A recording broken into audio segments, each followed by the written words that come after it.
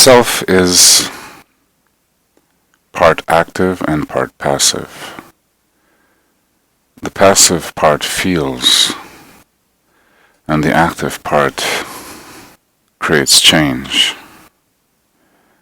The passive part would be known as the sentient part, and the active part would be known as the volitional part, the soul and the spirit.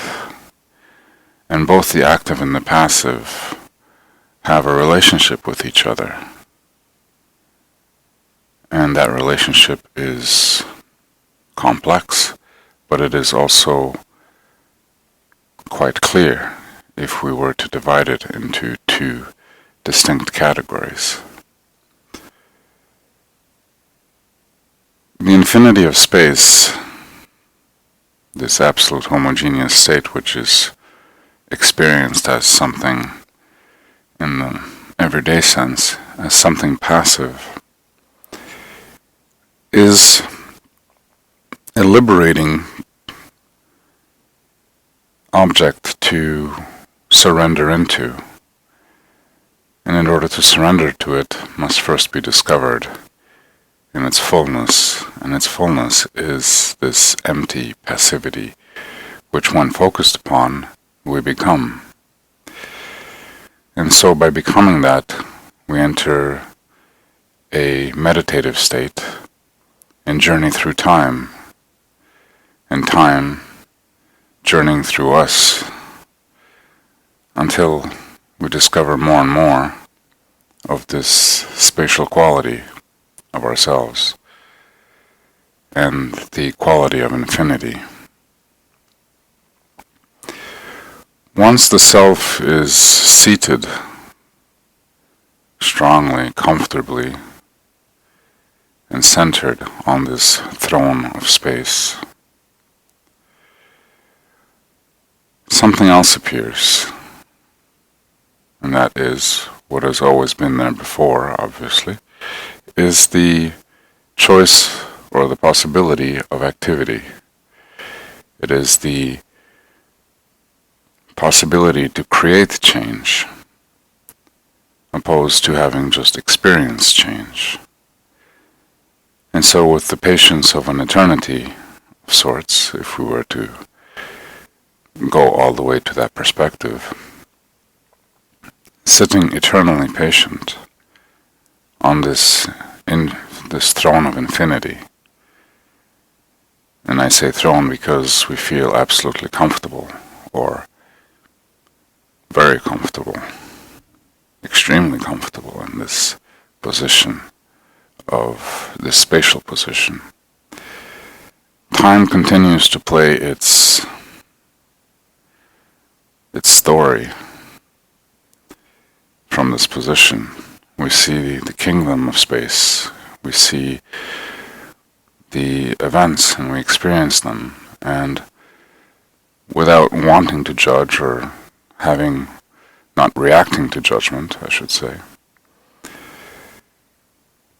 there is, from time to time, the possibility, and maybe even the desire still, to act from this position of possible authority, in creating a differentiation, in creating something in this passage of eternal time from the position of infinity, the infinite space. If the experience of this infinite space is positive, then we are going to want to probably create something positive. If the experience is negative, then the reaction or the creative action will want to address that. So how one wants to spend eternity is a question that is answered. Well, how are you, or how am I, in this position of infinity, in this absolute space? How are you being right now? And so the process of choice, the process of activity, is predicated by that state as to what our relationship to space is, in the most intimate sense, in the sentient sense, as to what are we experiencing and our relationship to what we are experiencing. So it is possible to remove oneself of the attachment of specific finite objects, in that we don't react to it, and that we take seat as an observer from this, what I call throne of infinity. We are removed from it, and therefore see it. And as pleasure is a natural preference, so is power. And in that detachment of the finite, there is power, and in that power there is pleasure, and if that be ultimate power, then that would be the ultimate pleasure.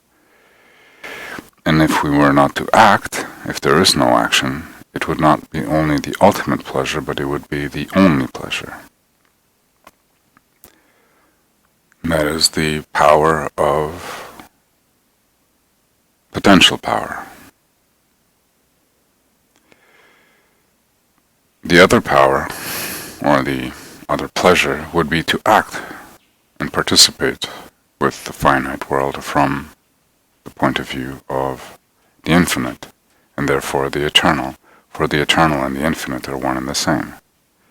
That is, that the infinite, from the position of the infinite, it is possible to experience the finite world moving onto itself, including you, but since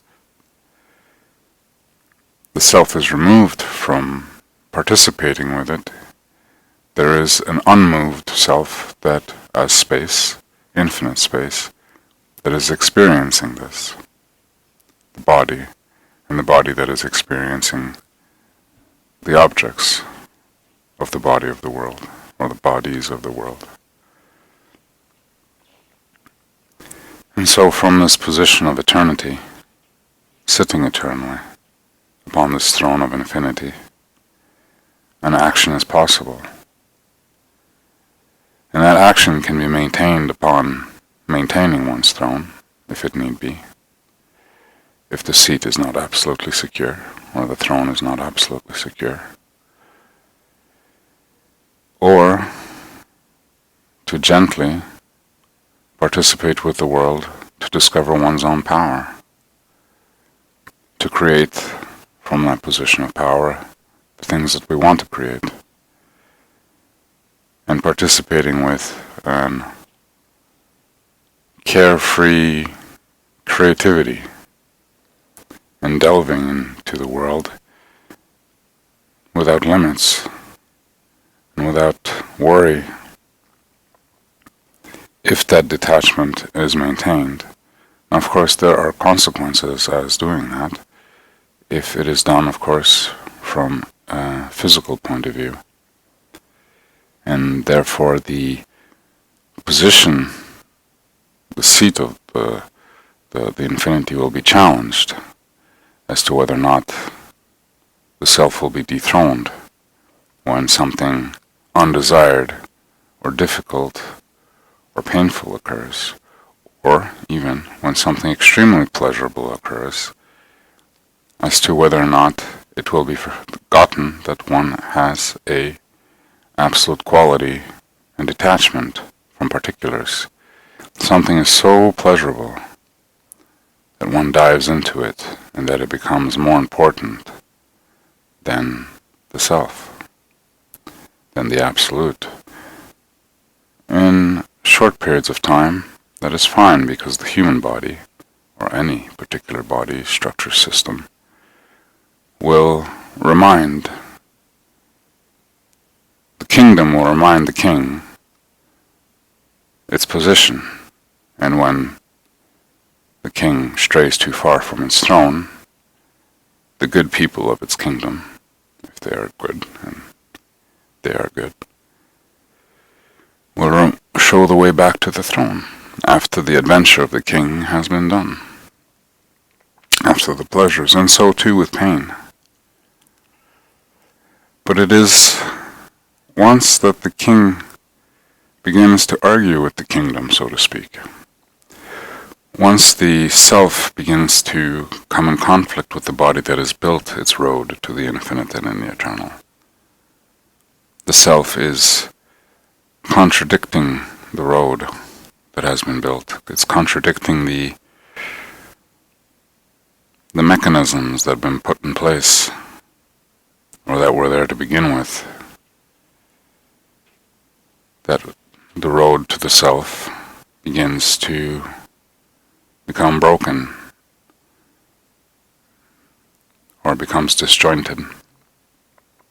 And this is an active possibility, but also maybe a passive possibility, in the sense that there are things in the world that had not been yet experienced from a different category, and that category therefore confuses the self, or the body of the self, or the soul of the self, in the sense that the self is not intelligent yet enough, or wise enough, as two different things. Intelligent in the sense that the connections haven't been made, that this new category of pleasure or pain is just another finite mechanism, a finite pleasure or pain that is occurring, and that need not dethrone the self completely, need not dethrone the body of the self and its relation to the throne of the infinite and the eternal. And wisdom would be the choices that is made with the intelligence that is known.